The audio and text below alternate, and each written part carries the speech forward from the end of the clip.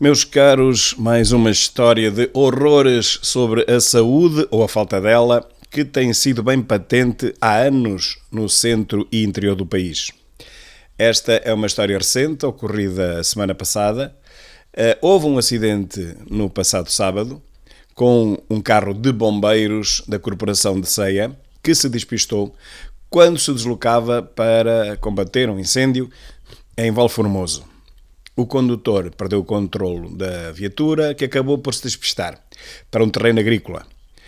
Os 5 bombeiros dirigiam-se, portanto, para a Serra da Estrela, com vista a integrar o dispositivo que vigiava e fazia o rescaldo ao incêndio que deflagrou na Serra da Estrela. Desse acidente, 5 feridos, 2 deles ligeiros, que foram encaminhados para o Hospital de Viseu, e foi a sorte que eles tiveram. Os 3 restantes foram encaminhados para o Hospital da Guarda e este foi o seu azar, porque um deles teve que se deslocar 3 vezes ao hospital, porque no primeiro momento a Unidade de Saúde da Guarda mandou-o para casa, com alta médica, mas afinal de contas tinha 2 costelas partidas, 2. Do acidente resultaram ainda outros feridos sem gravidade, que tiveram que voltar a ser hospitalizados, após terem tido também alta médica. A história é a mesma. Um deles também tinha uma costela partida. Portanto, os que se deslocaram para o Hospital da Guarda, meus caros, aconteceu-lhes isto. Mas vamos saber mais. O acidente ocorreu na tarde de sábado junto a Lagarinhos, em Gouveia. No despiste, seguido de capotamento, ao que tudo indica, parece que foi para um rebentamento de um pneu, resultaram então os tais 5 feridos. Os 2 acidentados ligeiros foram transportados para o Hospital de Viseu, como já vimos, enquanto os outros 3, mais graves, seguiram para a Guarda. Vá-se lá saber porquê. Ora, um dos bombeiros foi medicado e depois foi sujeito a um ataque ao crânio que não mostrou alterações do âmbito da neurocirurgia, ou seja, não tinha complicações reveladas. Porém, o médico deu indicação para ser visto também por um ortopedista, o que aconteceu, e já foi sorte, porque nem sempre há ortopedia no Hospital da Guarda e pelo contrário.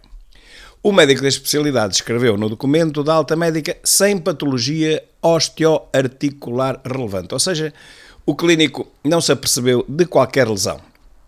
Porém, o bombeiro não se sentia bem e no domingo à noite, por não aguentar as dores, voltou ao hospital, mas desta vez ao de Ceia. Vamos de mal a pior. O médico da urgência apoiou-se no que estava escrito no relatório do colega da guarda e receitou-lhe apenas analgésicos.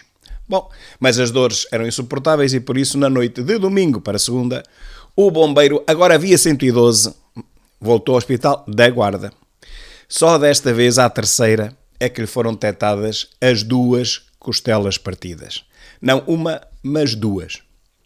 É claro que a diretora do Serviço de Urgência do Hospital da Guarda rejeita falar em negligência, claro, e defende que o procedimento é o normal.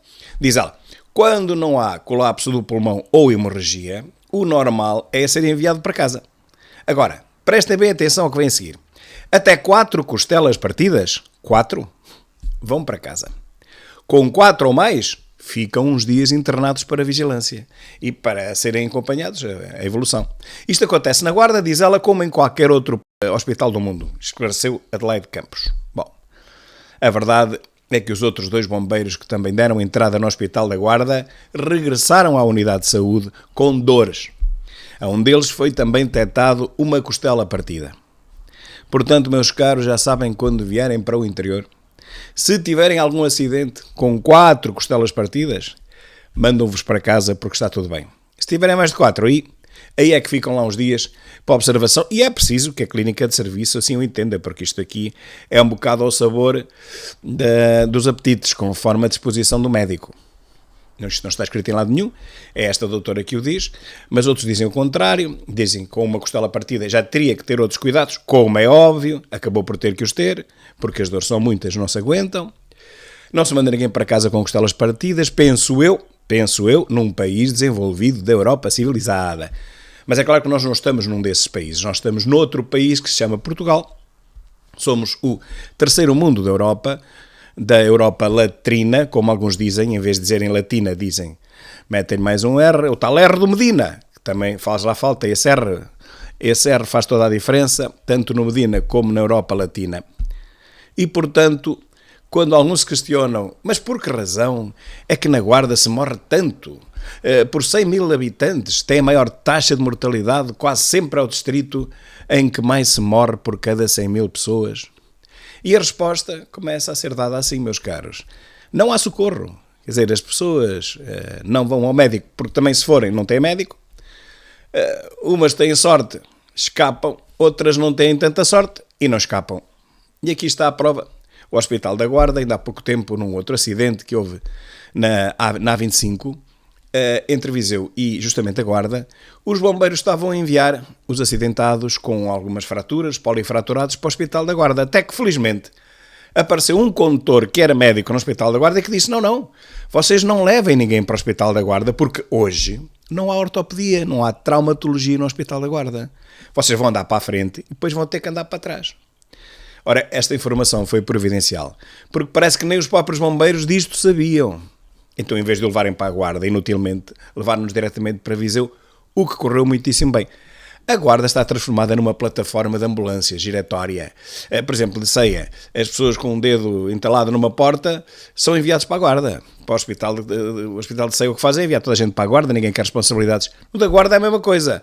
Ou os tratam e mandam para casa e depois as pessoas, muitas das vezes, têm que lá voltar. Ou os envia diretamente para Viseu, que é a melhor coisa que podem fazer. Mas é claro que o Hospital de Viseu também não aguenta todos os doentes do Distrito da Guarda e de Viseu e outros, e limítrofes. Quer dizer, não aguenta, mas é o que está a acontecer.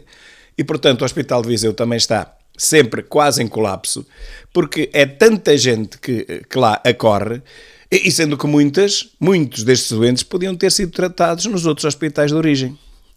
Mas lá está, é assim que isto funciona. Ninguém quer responsabilidades, toda a gente pede escusas de tudo e, portanto, uma pessoa com um entalão num dedo, com uma unha negra, é enviada de Ceia para a Guarda e provavelmente da Guarda para Viseu.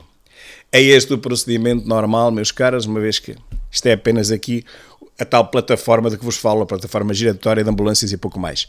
Não posso deixar de recordar que em março de 2004 aconteceu precisamente isto ao meu pai. Andaram a transportá-lo do Hospital de Ceia para o de Coimbra deram-lhe alta para Ceia, de Ceia mandaram-no para a Guarda, da Guarda enviaram-no para Coimbra outra vez, quando nós ainda pensávamos que estava na Guarda, ele já estava em Coimbra e já tinha morrido. Nesta dança macabra de ambulâncias de que eu me fartei de denunciar ainda com o meu pai vivo. É isto o que se passa no interior do país, uma dança macabra de ambulâncias para a direita, para a esquerda, para cima e para baixo. Os doentes fazem quilómetros, centenas de quilómetros, até que finalmente muitos deles não aguentam. Isto, aliado à falta de socorro, à falta de médicos, de consultas, quando têm que se esperar anos por uma consulta de oftalmologia, por exemplo, tudo isto somado, infelizmente, dá o resultado que nós temos os números negros do Distrito da Guarda em termos de saúde. A Guarda é o distrito onde mais se morre em Portugal por 100 mil habitantes há anos seguidos e ninguém quer disto saber. Pelo menos a ministra da morte temida não quer saber disto para nada. É no interior? Então, isso não conta. Eles são poucos a votar. Deixa-os lá ficar entregues à sua sorte. Pois, mas é exatamente isto que não pode acontecer.